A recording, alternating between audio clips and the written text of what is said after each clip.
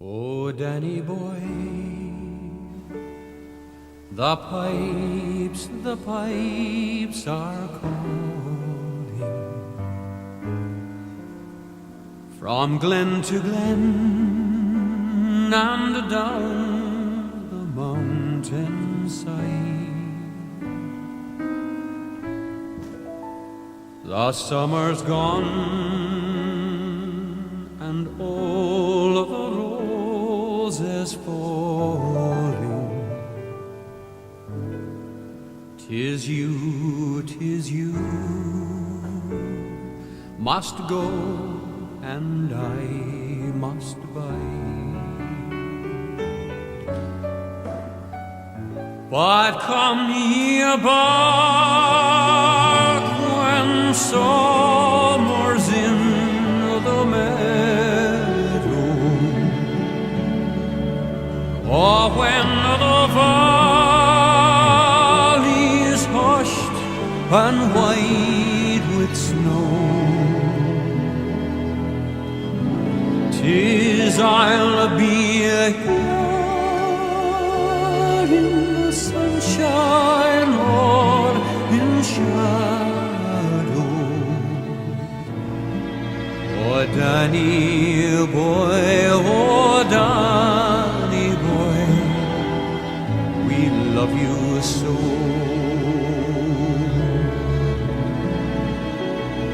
And when ye come and all of the flowers are dying,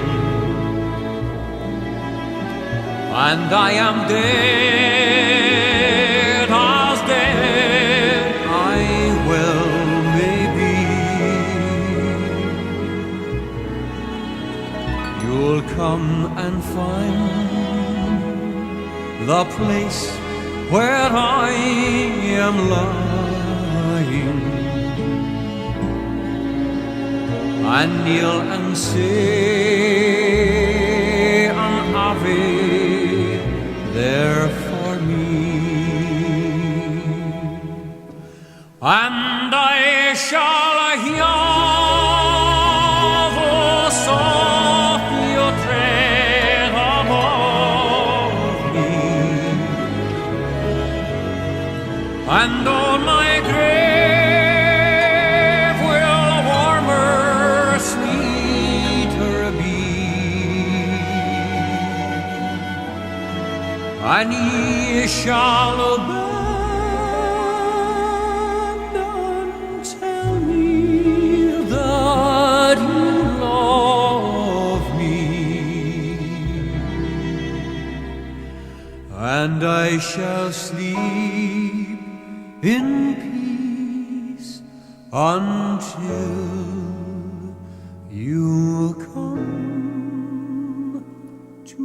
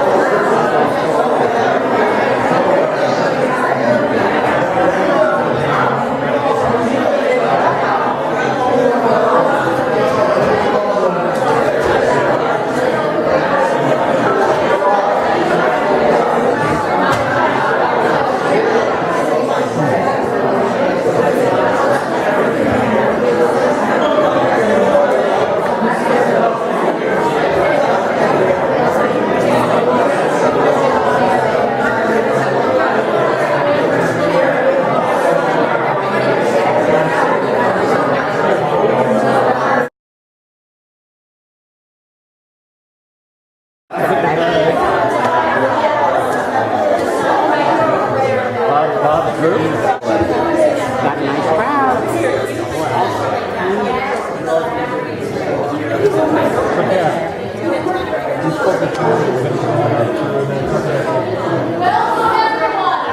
Thank you so much for coming today. My name is Nancy Cudahy, and I am co-chair of this program today. Yes, turnout. Joan, oh my goodness. Charlie lived for gathering up his neighbors, and he loved nothing more than to call us on the phone and say, "There's going to be a meeting on Saturday, and I hope very much you'll come."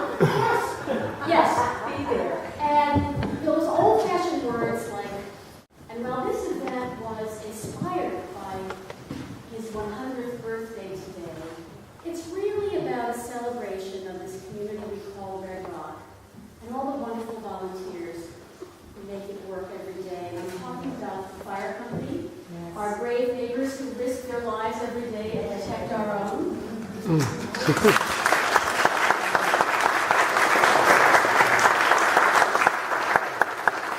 And those members of the Historical Society, past and present, who have worked hard to preserve the memory of this place and its people, as well as to try to be good stewards to this beautiful building that we're in.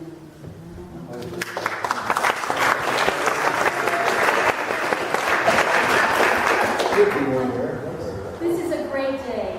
When we first started planning it, we spoke to our colleagues at the fire company, and before we knew it, they were offering to cook dinner. And so you're all invited to stay for a delicious meal after the program is finished, starting at 6 o'clock. So I want to thank the Briggs family for their enthusiasm and support and traveling so far to come and share with us your memories of Charlie. I want to thank all the past and present members of the fire company and the Historical Society and any newcomers to our community. When we all moved to Red Rock, it was a place that not everybody knew where it was. And now, thanks to Google Maps, everybody knows where it is, but not everybody knows how special it is. And I feel incredibly lucky to have moved here 25 years ago. Not only did I meet my husband here, but I've had the sheer joy of raising my daughter in this beautiful place. And I've also had the privilege of serving on the Historical Society in various capacities, board members, committee chair, and I do that with great love and companionship from my neighbors who have served for all these years as well. So I want to thank the people who are responsible for today. But I especially want to acknowledge my co-chairwoman, Janet Cazzo. We wouldn't be here if it weren't for Janet. Last winter, Janet came to my house for a meeting and had a proposal. And her proposal was, let's celebrate the 100th birthday of Charlie Briggs.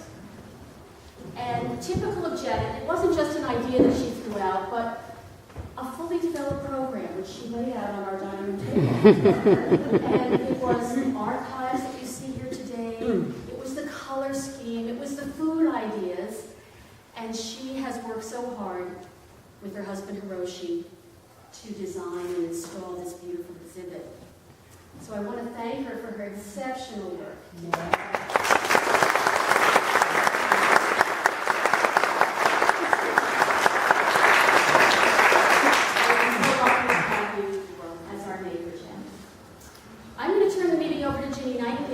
Our president is going to take us through the formal parts of the program.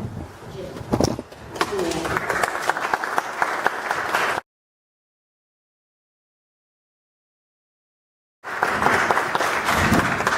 First of all, I want to thank Nancy for co-chairing this event. She's done a tremendous job of getting everything together with Janet, and it's been wonderful to have co-chairs for an event, which gives the president quite a nice vacation. I've really enjoyed that.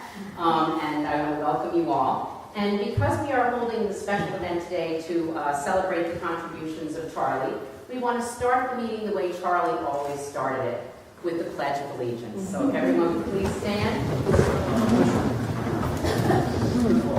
I pledge allegiance to the flag of the United States of America and to the republic for which it stands, one nation, God, indivisible, with liberty and justice for all. Thank you. We are here today to remember Charles Briggs Jr., who was a resident of Red Rock for all of his 84 years. To some of us, Charlie was a relative, as in a father, an uncle, a grandfather, even a great-grandfather. To others, he was a neighbor, a friend, a mentor, or a confidant. He was a historical reference point for all of us who wanted to know Red Rock's past in its glory days. He grew up here, went to school here, worked here, and raised a family here with Helen, whom he called Honey. His contributions to the community were numerous. He was a model citizen who taught us what it meant to be an American.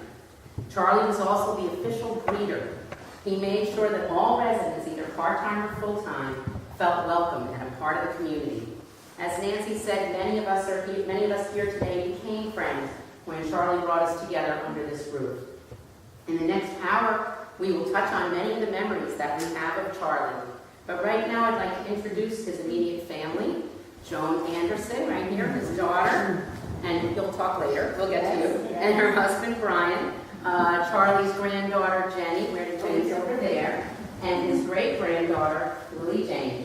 Her brother Owen is here someplace, or her father Heath is here someplace, Jenny's husband. And then Jenny has a twin brother, Jim, and his wife, Jennifer. They have a brand new baby girl, so they were unable to attend today. They have two children, Emmerich and Pruitt, two little girls. So welcome, and there are other family members here, cousins, nephews, nieces, and we welcome you all. I also want to point out before I forget that there are gift bags on the back bench, free for anybody to take. They have note cards, posters, other little things inside that you're welcome to take. The new Columbia County Heritage Guide is in there as well. Our program today is going to start with a description of the work done over the years to preserve the building that Charlie loves so much. Hugh Howard will take us on that journey. Linda Langer, who is the wife of author Steve Langer, will then share some of the pages of the wonderful book that Steve put together. And I, for one, am very, very grateful that Steve took the time to preserve Charlie's memories of Red Rock.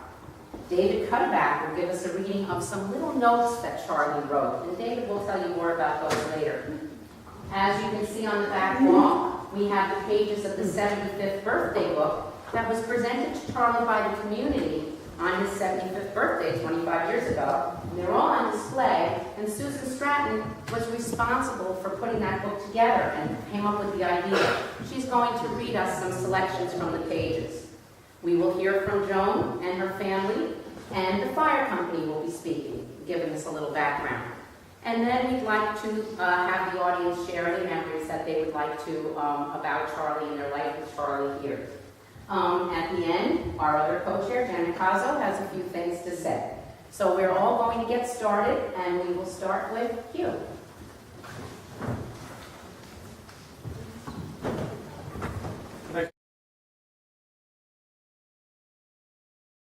Judy? Okay. It's really great to look out at a room full of people. It's not always that way up in Madison. So welcome all of you. I'm delighted to be here. I hope you are too. And I hope you are delighted with the color that we have on the walls here. It's been said that it's rather like being inside an egg yolk of milking powder. I don't know if that's accurate or not, but I think it's a great set of colors. When this organization was founded in the early 1970s, it was a brainstorm of Charles. He was a waste not, want not Yankee. This was a perfectly good building. There was no reason to let it go to the dog, so he decided it should be conserved.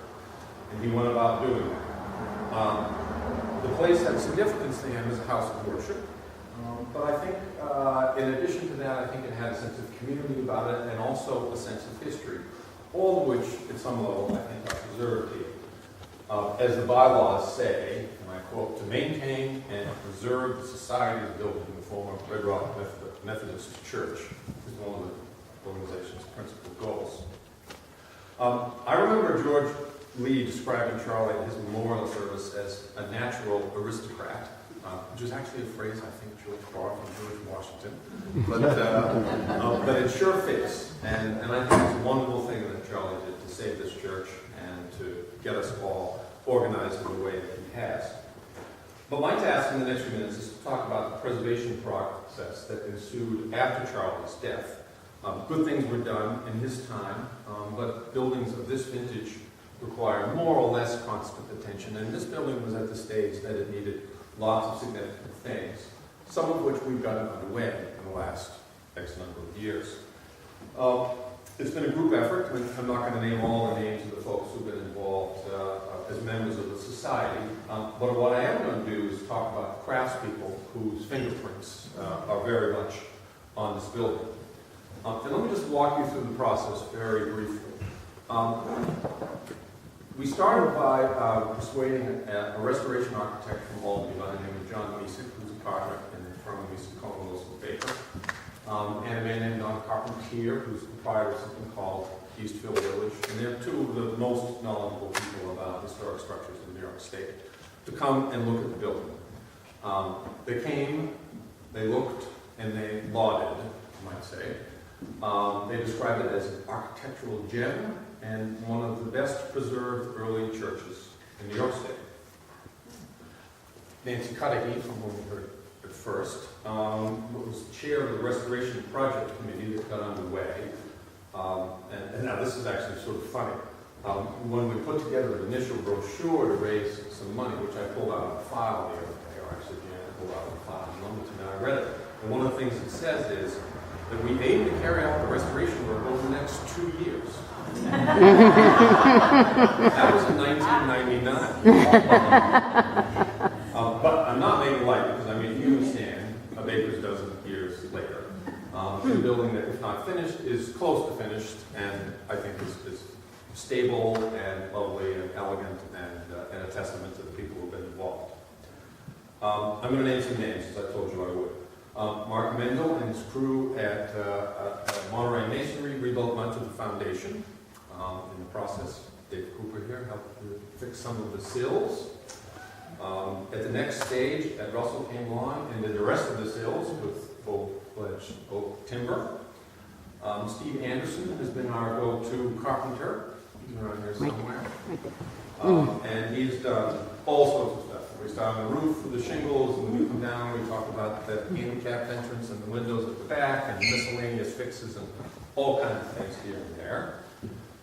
The windows and the doors were milled by Red Rock's own bespoke joinery, like Young, proprietor.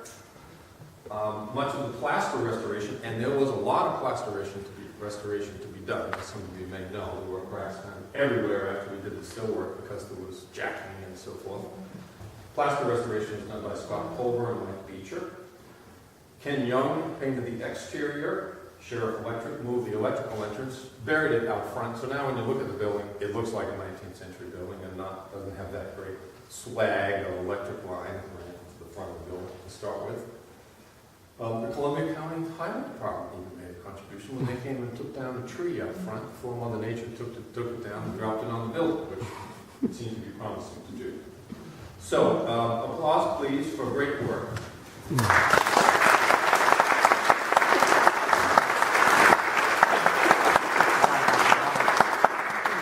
Now, I need to talk about the interior painting briefly. What you see around you is the product of modern preservation science. Again, architect John Mesick came down, along with assistant Jerry Grant from the Shaker Museum, and took some scrapings, which he took back to his office, John did, in Albany, handed it to Christina Muir, who did both a microscopic analysis and a chemical analysis of the paint samples. And what she found was a wonderful surprise, namely the colors you see, in particular the ochre that's on the wall. Most probably, and this is an assemblage of some evidence and some guesswork, but most probably the sequence of painting in this building was when it was finished, after its initial period of construction, 1829, 1830 or thereabouts, probably the walls were whitewashed. Probably the wood was left unpainted. At some point after that, and at some point later in the century, or in the 20th century, other coats of paint were applied. But You know, one of the rules in the preservation business is where possible, save good original work. And the best original work that we had in this building were the pews. The pews are grain painted, faux oak finish, and probably they were painted at about 1850 at the time that this podium here was installed during a Greek revival renovation that was done at about that time. And almost certainly this compatible color on the walls was painted. So we decided to restore it to its circa 1850 appearance, which is what you see today. Now, this ochre color is variously called, if you ask Sherman Williams, goldenrod. If you ask Benjamin Moore, it's called cornhusk. In the 19th century, it was called Mars yellow. It was a very popular color. Thomas Jefferson used it in his dining room. He referred to it as chrome yellow because he managed to get his hands on a supply of lead chromate yellow pigment in his dining room.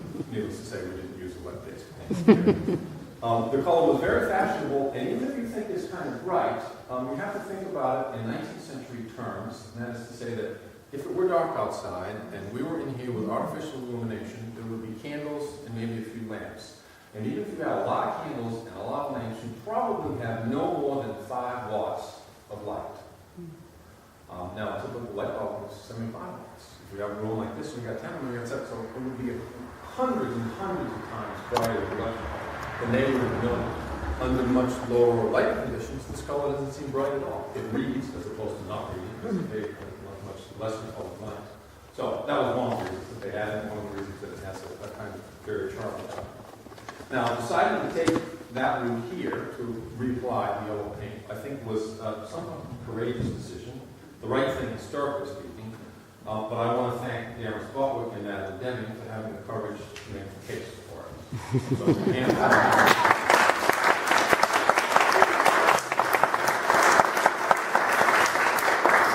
closing, a quick list of donors. We got $27,500 from New York State, State Historic Preservation Grant in 2000. John Shore in life, and after his death, his Quailwood Foundation and the Berkshire Taconic have continued to give us grants from time to time for specific purposes. The Lead and Folsey Foundation is giving us very generous funds. And of course, the continuing contributions that we get from various members of the community and the Historical Society are very welcome indeed. We still need help. Anyway, if it looks done, that's not quite true. The lights are wrong. There's lots of other things to be done. And of course, with an historic building, you always got to do the repainting. You always have to pay attention to maintenance. So we appreciate your ongoing generosity. Thank you. Finally, I just want to remind everyone that we are caretakers for this building. We've tried to be true to the spirit of those who built it and to those who've used it. Keep in mind that we've now welcomed 8 generations of Red Rockers to this building, a fair number of whom came here before this place was called Red Rock. This was originally called the South Canyon Methodist Church, and the town wasn't even known as Red Rock when this place was built.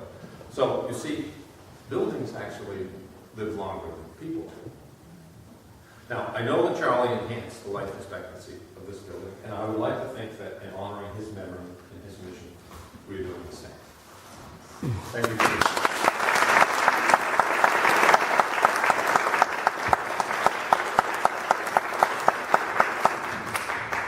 Linda?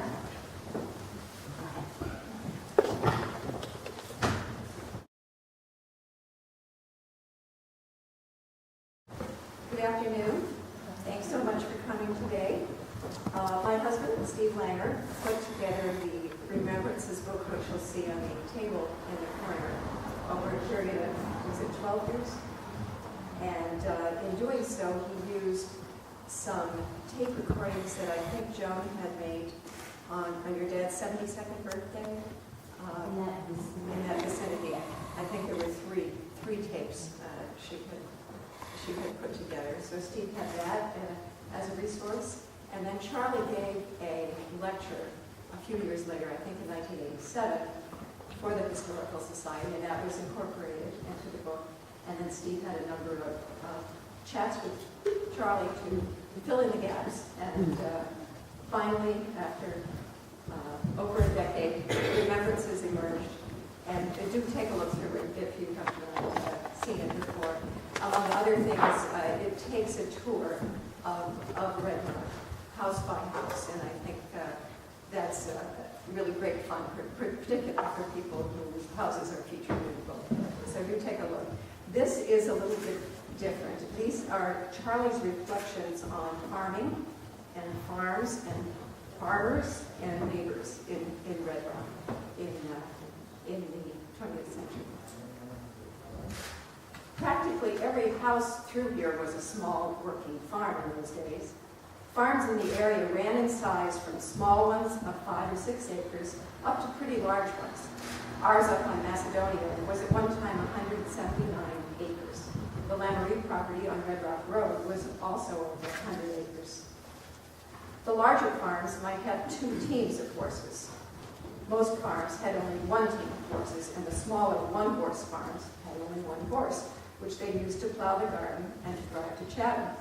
Although you could get some supplies in the little store in Red Rock, you had to go to Chatham to do most of your shopping. Some of the people who had a horse or a cow or 2 that didn't have enough land to grow hay on would go around to the larger farms, and people would give them hay if they would cut it and cart it off themselves. That's how some people managed to get enough hay to take care of their animals. Sometimes people who had one-horse farms would work together. My dad used to do that once in a while. When he was down with 1 horse, he would sometimes help someone who had another horse. They would get the horses together with a double hay rigging, and they would work together, cutting the hay together. My dad worked helping out at many larger farms a few days a month, doing things like fixing fences after the winter and helping them get ready for the coming spring season. One of the farms he worked on was the Wesley Parks farm. They were great friends and they exchanged work. He also worked at the Lamourie place and also at the Boudoir place up near our house in Macedonia. He used to walk to work there. When he went down to the parks, he'd drive a horse and buggy, and they had a place for him to put the horse and to feed and water it. The farms couldn't really be too big. They were all farmed with horses in those days. You couldn't cover much ground with a team of horses and one 14 or 16-inch plow. It took quite a while to plow a 5 or 6 acre piece of ground. You had to walk behind the horses and harrow, and they also had walking cultivators, single ones at that time. Then they did come out with riding cultivators that straddled the road and cultivated both sides. But with the old walking ones, you just went up one side and down the other. You had to make 2 trips just to cultivate 1 row. Everybody got along fine. There wasn't any money, and there wasn't any tax, and the cellars were full. There were bins full of apples and potatoes and carrots and things like that kept in the cellar, and they would last. I've gone down to the cellar in our place in the summer around the 4th of July and brought up a nice apple. And the cellar up there was beautiful to keep things in, with not a drop of water in it. And that's the way a lot of them were. A lot of the things that were grown were canned. There wasn't electricity, and there wasn't refrigeration in those days. Electricity came to Red Rock in 1926 or 1927. John Mickle owned the electric company in Chatham at that time. In order to get hooked up, everybody had to dig the holes and furnish the poles on their property. That was just on the main highway then. Electricity was not available on the side roads until much later. I got electricity up on Macedonia in 1947. I had farm units enough to get Roosevelt's rural electrification program, and at that time, you paid a flat fee. Down in Red Rock, it was $1 a month. But up on Macedonia, it was $2 a month, whether you used it or not. I gave them a right-of-way to go to the end of my property, and a few years after that, we started to get electricity all over the hill. It doesn't seem possible that they could have made a living in some of these places, but they did. They worked hard and made a living, and they had time to visit, and they were friendly. But the best part of it all is that they were so honest. I just think about that so much. Thank you.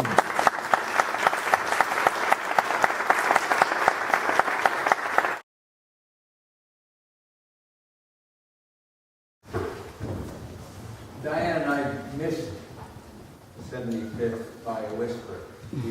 We closed 2 weeks after the party, so I'm especially pleased and honored to participate in the 100. I would like to introduce you to a Charlie Briggs that I only met 2 weeks ago. And that's Charlie Briggs, diarist and poet. Many of us knew Charlie or met Charlie for the first time because he looked after our houses in the winter. Us city slickers probably weren't bright enough to drain the pipes and things like that. I don't know how many houses he saved for us. But all of us were not beneficiaries the way the Langers were of small notes that Charlie would leave behind when he would visit and check the property. Linda and Steve were kind enough to share these with us, and I'd like to read just a couple of notes. And I will say, I'll bet you will second me on this. I don't know the glasses are going to be in trouble. I try to make a living as a writer. If I worked my whole life at this, I would hope maybe to write with the clarity, simplicity, and authenticity I hope you'll hear. Charlie was remarkably aware of the world beyond Red Rock, and he also responded to it with great compassion. On January 17th, 1991, the day after the U.S.-led coalition invaded Kuwait, this is the note Charlie left for Steve and Linda. War, war, war. It is a very sad day. 3 weeks later, 6 weeks later, on the 1st of March, Charlie wrote, "What a beautiful morning. The shooting has stopped over on the desert. What a wonderful blessing." In February 1992, California was ravaged by some of the worst floods in over 50 years. On February 14th, 1992, Charlie wrote, "A beautiful Valentine's Day, all white and very pretty. But my heart is with all those folks out in California. A terrible disaster I cannot get out of my mind. Please pray for them." Here's Charlie going about his rounds, a keen observer, conscientious, meticulous, to a point that sometimes I find charming.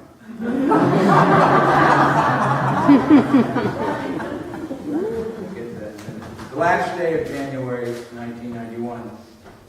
It is a four-wheel drive morning. All the trees are covered with ice.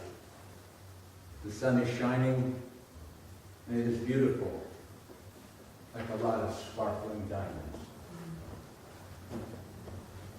March 15th, 1991. I was the first one up on the hill this morning. We have about 5 inches of heavy snow, what the old syrup makers called the Sept snow.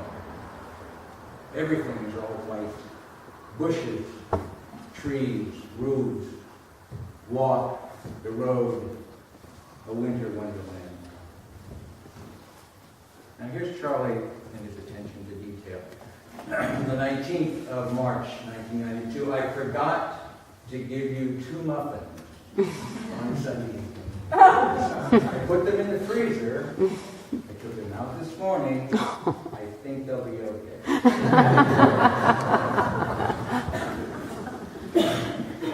March 20th, 1992. You get Charlie's subtle sense of humor and get a sense of what he thought of his neighbors. March 20th, 1992, the first day of spring, he wrote. The temperature was way up this morning to 8 above 0. I'm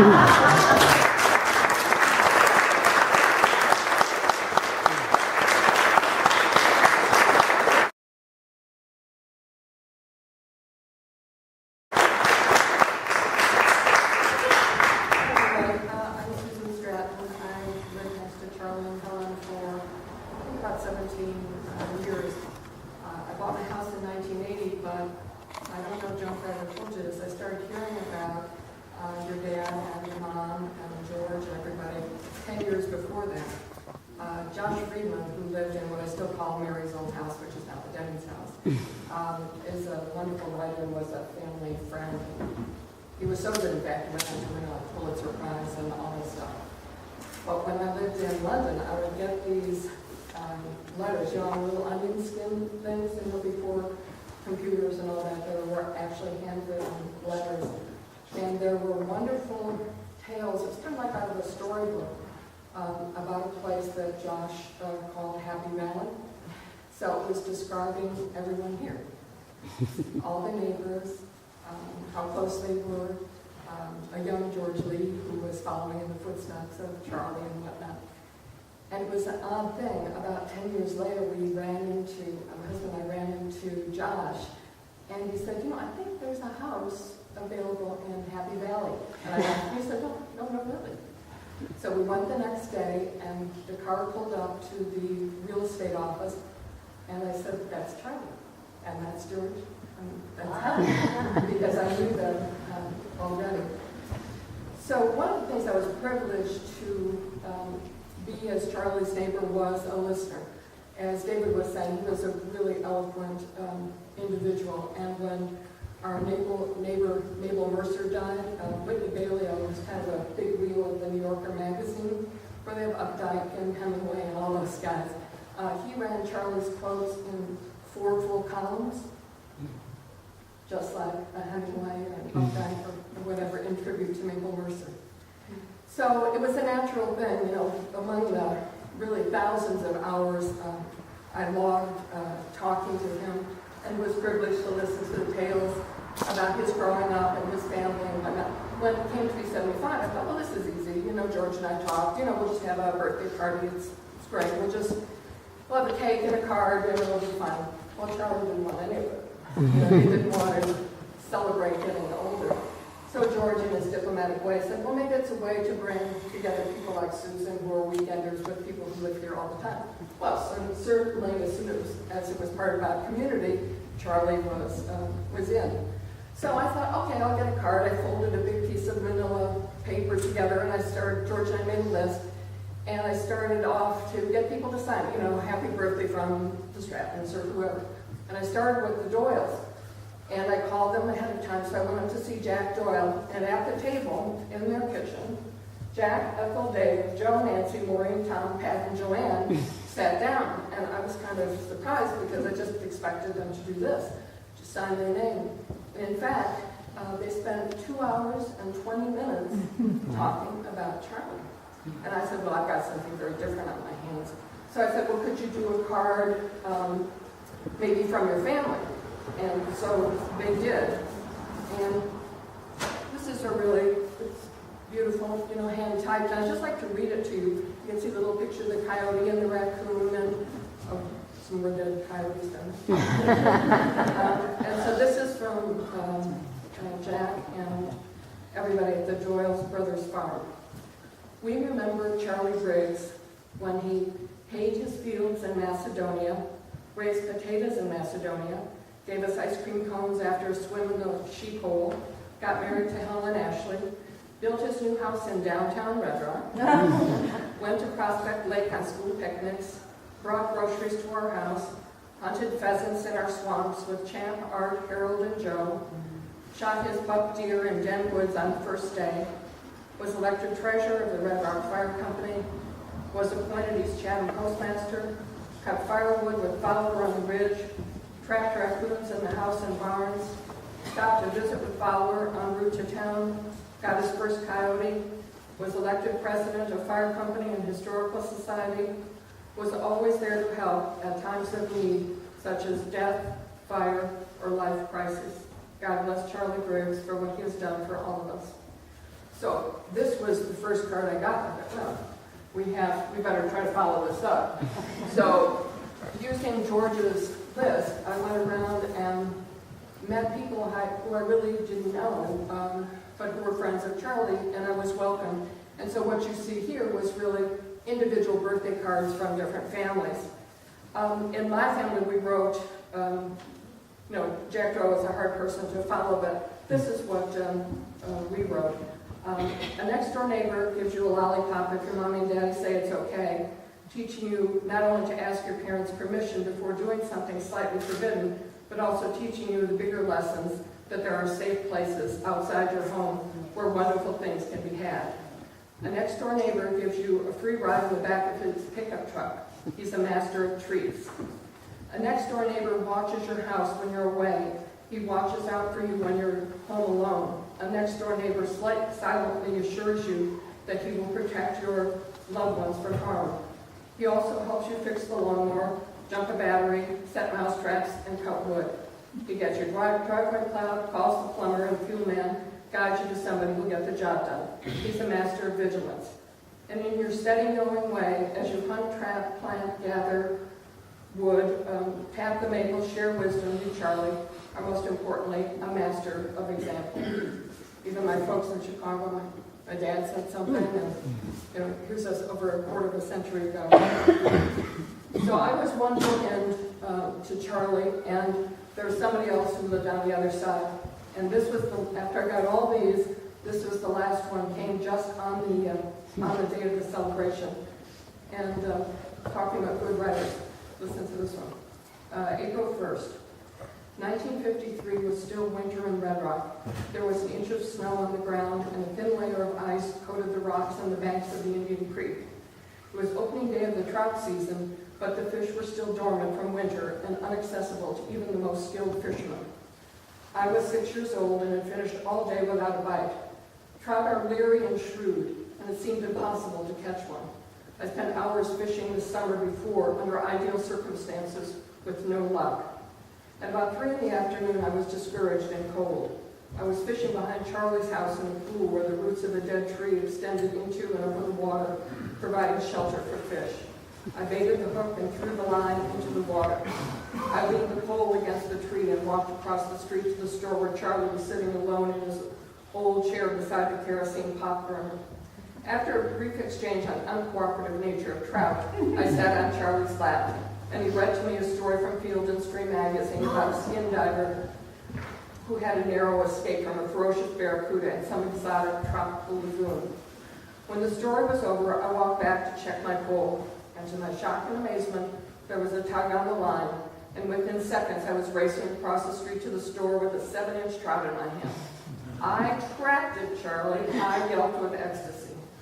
The event was recorded. I still have the picture, my first trout, caught in the Indian Brook behind Charlie's house on a freezing day in early spring, when I sat on Charlie's lap in the store that is now my office. Over the years, I've heard Charlie tell the story many times, and when he tells it, I remember just the way I felt. On your 75th birthday, on behalf of the community, I want to thank you for reminding us of the small but truly important things that are so easy to forget. It's signed Possum, but we also know Possum is George Lee.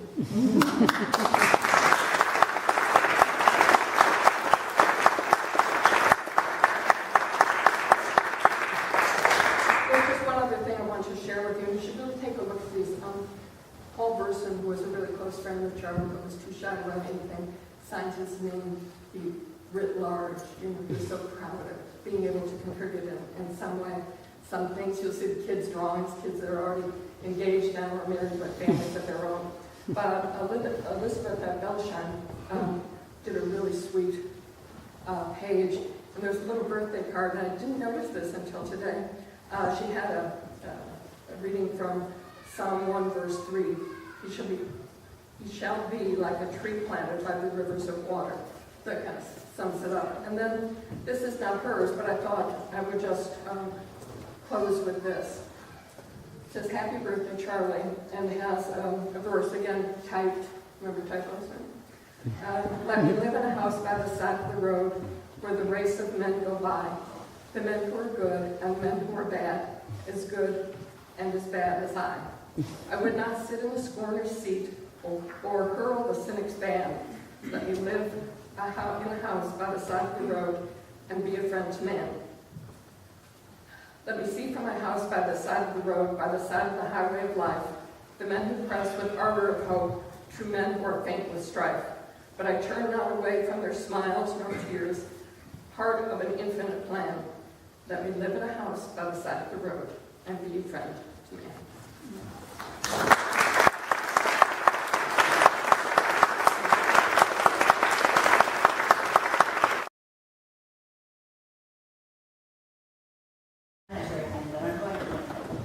I'm going to just put a few pictures of my son's family here because he wanted so much to be able to be here. And he has a 1-month-old and a 2-year-old and a wife who needs his attention. So he's doing the right thing.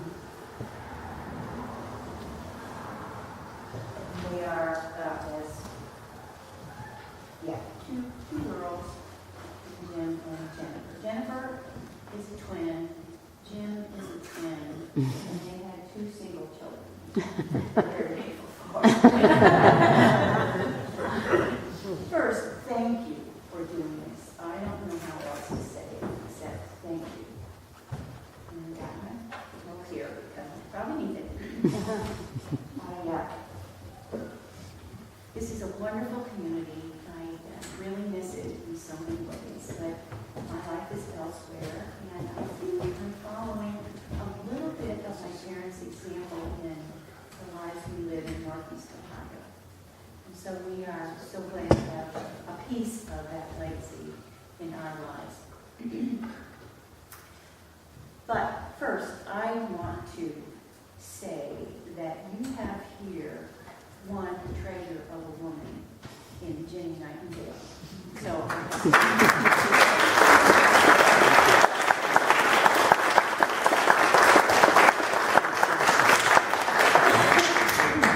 And Steve. Chopped liver.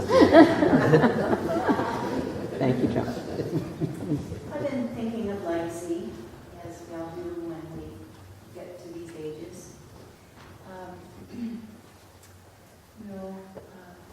What you leave, what you keep, what goes on after you, those are ways to describe legacy, I think. I think part of legacy is the memories of experiences we've had, of things we've been given, of things we have given, of places we've been, with people we love. And then the other piece is the intangibles that remain with us as part of who we are. They become part of our DNA, which we can give to others after us, and they can continue to give. As you can tell, as you've heard, I have a wonderful DNA. I really do. And I am so grateful for that. But I do not have my father's memory. He probably could have said some of those dates just off the cuff.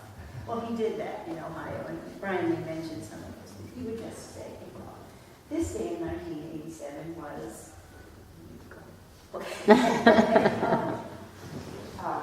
So I will relate a story or two, and Brian will have some as well, and hopefully some of the rest of you will be thinking.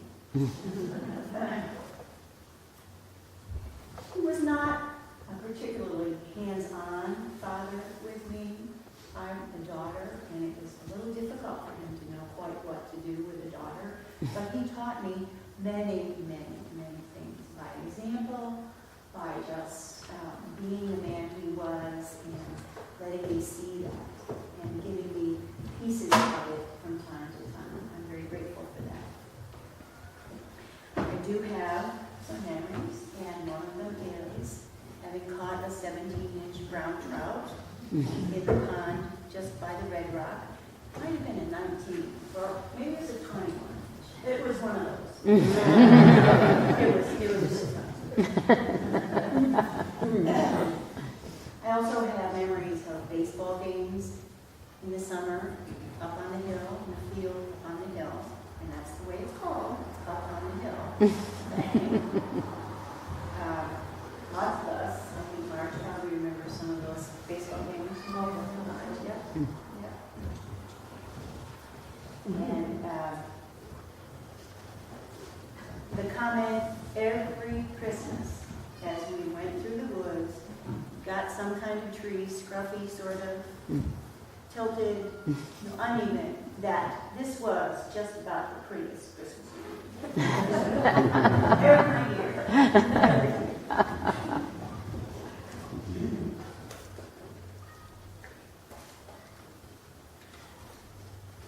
He gave nicknames to everyone. You've already heard about Possum. I was Piety.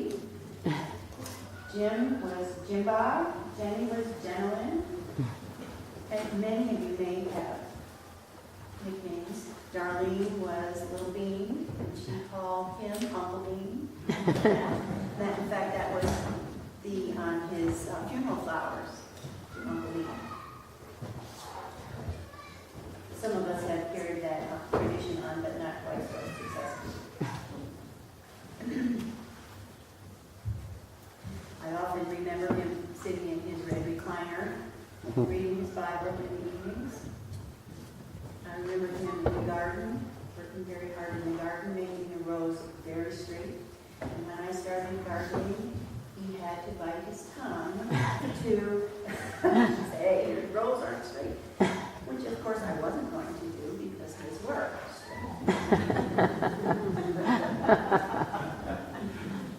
I remember times when he would yell at me and he would yell at him, they would fuss at each other. Everybody remembers some of that. And then some of the particular words that he had, like Schoppenschmittenschmeister. Does anybody remember that word? What's that?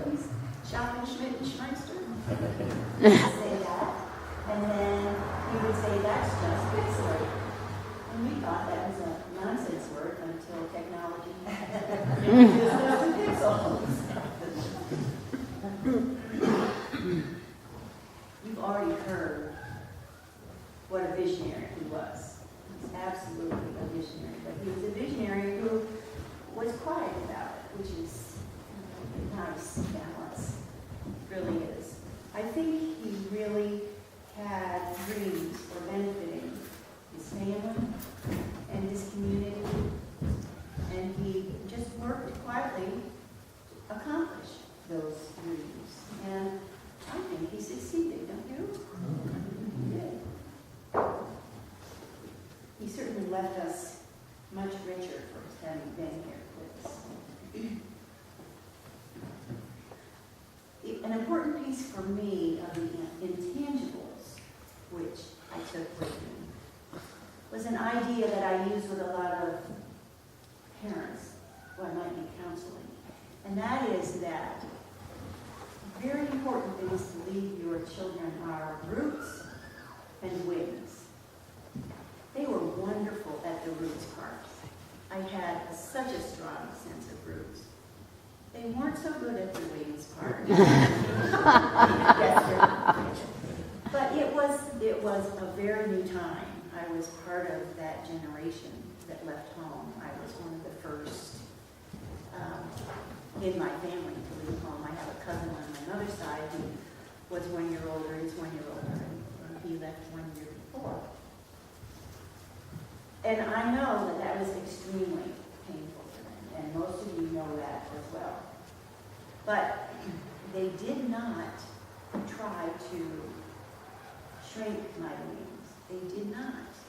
They could have, many times, they could have said things that I would hear because I was sensitive to their concerns, but they did not. That's a wonderful legacy. Wonderful legacy, and I'm so grateful. And I, most of the time, try to pass that along to our children.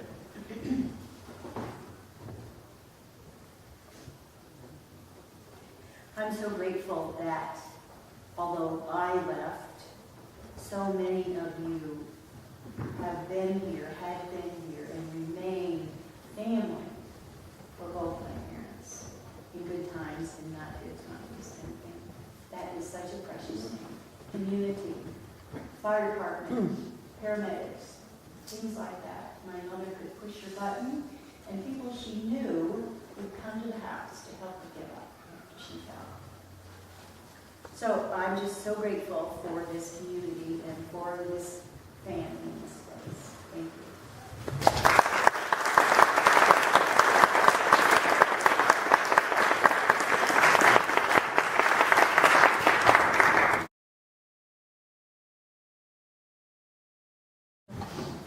Okay, first of all, I've probably been in your house. I come up here, we come up here at Christmas time, and Charlie would be checking houses. And he always loved company for anything he was doing. And it seemed like I was the one he'd drag along. And so if you had Charlie check your house, I've probably been in it. And some of you really have fantastic houses. It's been a while. But it was always a great experience. And of course, Charlie, as people indicated, I mean, he just respected whatever you had in your house like you would believe. And he would look at everything coming into the house, inside the house. And if anything looked slightly amiss or something, he would let you know, or he'd contact the right people. He was just the most conscientious person that perhaps I've ever known. But Charlie was a great guy. He was a lot of fun. He loved his family. He loved the neighborhood. He loved everything around him. He didn't like meanness. He never understood why people liked football. He liked baseball. One time he went down to New York City and saw the Yankees play. I don't know if you know, and Lou Gehrig was playing, and a couple of guys got in a fight, and he said Lou Gehrig came over, and he was bigger than everybody else, and he just grabbed a hold of the two guys and more or less picked them off the ground and looked at them both and set them down, and they just turned around and walked away. And that's what he remembered most about that ball game. But anyway, I don't know, there's so many stories I could tell about Charlie. I wrote here just a few words, and I'm not going to tell, a few titles of possible stories. I'm going to tell all these. One is 60 miles an hour, ladder in the woods, wind direction, gypsy moths, hippodome, coasting through Red Rock, electric light company, and coonskins in the cellar. Let's start with 60 miles an hour. One of the first times I met him, he came up to pick me up at the airport at Albany. This was just a little bit before we were married. Joan and I were married here in this church in July of 1969.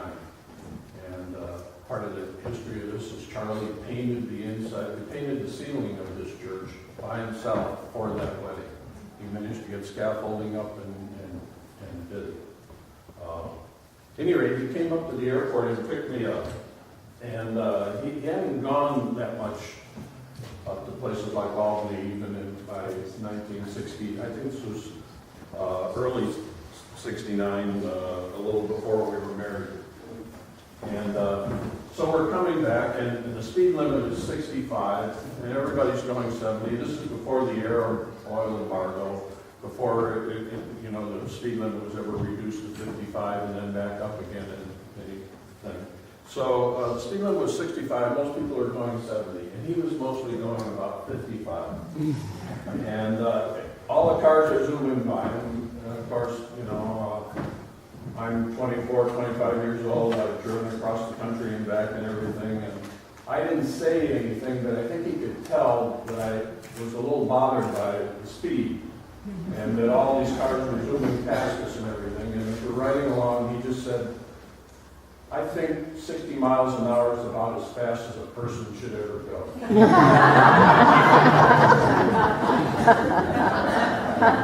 And that's just where he was then.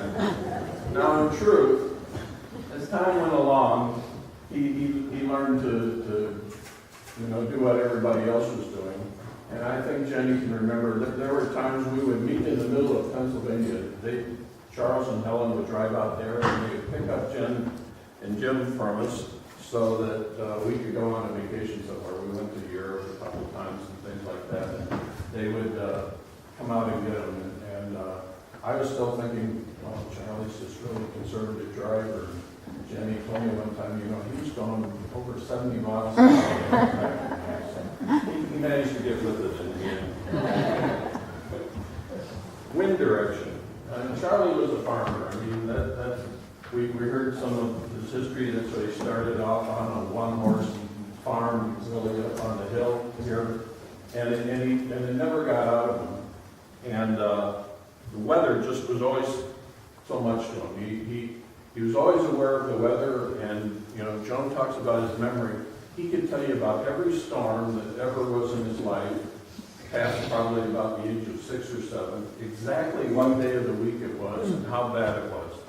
I mean, I can remember that a few years ago there was a bad storm here or there, and I have trouble remembering which month it is and after a while which year.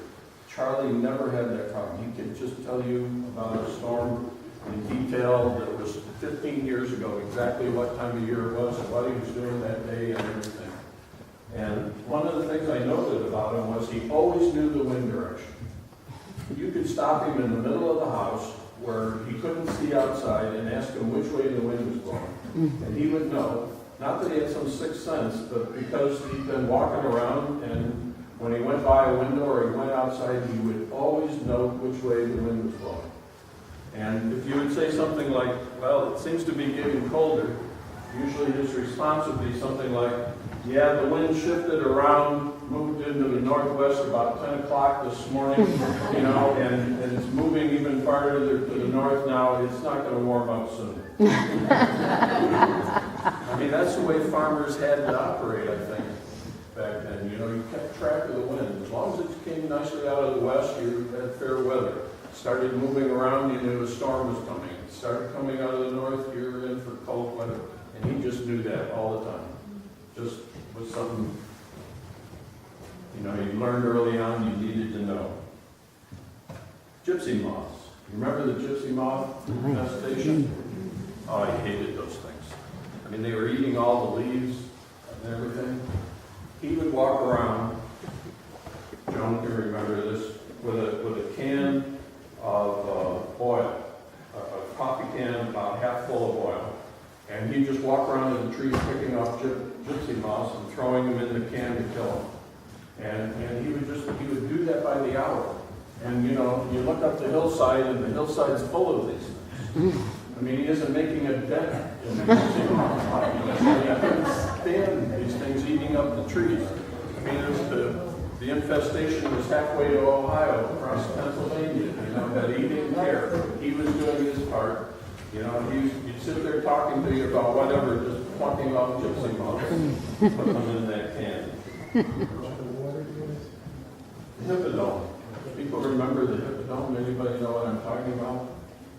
There used to be a geodesic dome that people lived in up on Macedonia, up over the top.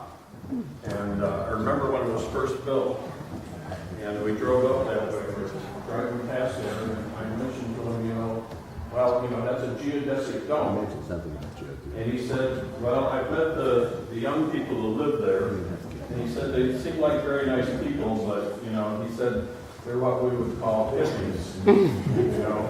And he got to thinking about it, and he said, so I'm going to just call it the Hippodome. So ever after, it was always called the Hippodome. Red Rock. Anybody ever ride with Charlie coming back down the road through Red Rock? In his pickup truck, you get up to about the schoolhouse, he'd shut everything off. You've coasted all the way.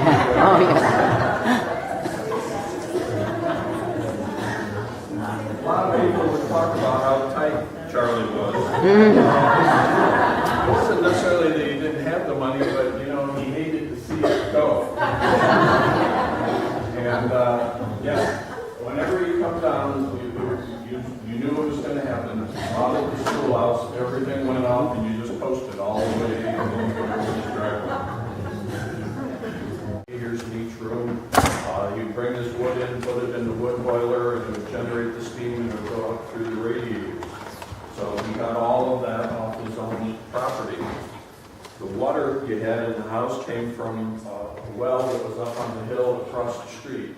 next to us now, the real estate office, it was halfway up the hill there, and it was just gravity feed. Came down, went under the road, you went